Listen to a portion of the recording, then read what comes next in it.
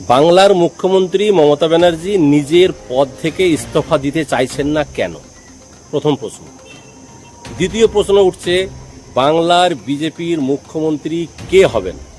অবশ্যই আপনারা বলবেন। নমস্কার, আদাব, সালাম। আমি নকিবুল ইসলাম, আপনাদের হচ্ছেন বাংলার আওয়াজ। কথা সোজাসুজি আমি বলি তো বিষয় হচ্ছে, রাজ্যের মুখ্যমন্ত্রী মমতা ব্যানার্জি কি এখনো বিশ্বাস করতে পারছেননি উনি হেরে গেছেন?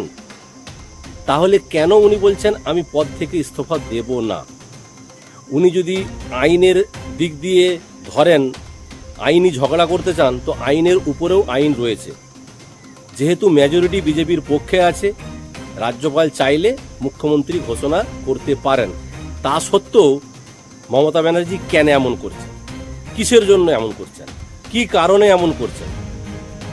ওনাকে ভাবতে হবে, বাংলার সাধারণ ভোটার তারা আপনাকে চাইছে না, সেই কারণে আপনার বিরুদ্ধে ভোট দিয়েছে।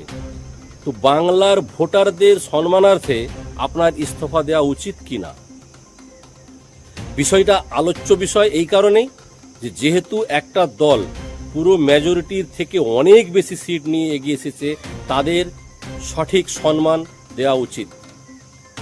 উনি বিরোধী দলের নেত্রী হিসেবে কাকে করবেন সেই বিষয়ে ওনার চিন্তাভাবনা করার দরকার। ওনার মুখ্যমন্ত্রী চেয়ার আঁকড়ে ধরে নিয়ে বসে থাকার চিন্তাভাবনা করার কোনো প্রয়োজন নাই।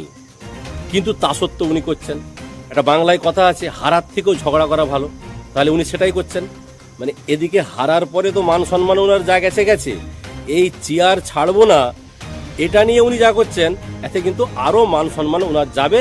বাংলার মানুষের কাছে কমসে কম 35-40% মানুষের কাছে আপনার যে সম্মানটা আছে সেটাও কিন্তু হানি হচ্ছে। বাংলার ভোটারদের সম্মানার্থে আপনার কুর্সি ছেড়ে দেওয়া উচিত এবং আগামী 9 তারিখে বাংলার বিজেপির পক্ষ থেকে তাকে যাকে সিলেক্ট করবে তিনি মুখ্যমন্ত্রী হবেন। হওয়ার পরে শপথ গ্রহণ করবেন, তারপরে বাংলার মানুষের জন্য যে সকল প্রতিশ্রুতি দিচ্ছেন সে বিষয়ে তাদের কাজ করতে দেওয়া হোক। এটা আমরা এটাই বলবো, রাজ্যের মুখ্যমন্ত্রী যিনি আছেন এখন উপস্থিত, ওনাকে ইস্তফা দিয়ে চলে যাওয়া উচিত এবং যারা জিতে এসেছে তাদেরকে সম্মান দেওয়া উচিত। এইভাবে ঝগড়া করে বাংলার সাধারণ মানুষকে বিভ্রান্ত করার প্রয়োজন নাই, বা বিভ্রান্ত করাটা ঠিক হচ্ছে না মুখ্যমন্ত্রী মমতা ব্যানার্জি। ভালো থাকুন, সুস্থ থাকুন, বাংলা দেখে থাকুন। আমি নকুল ইসলাম, ধন্যবাদ।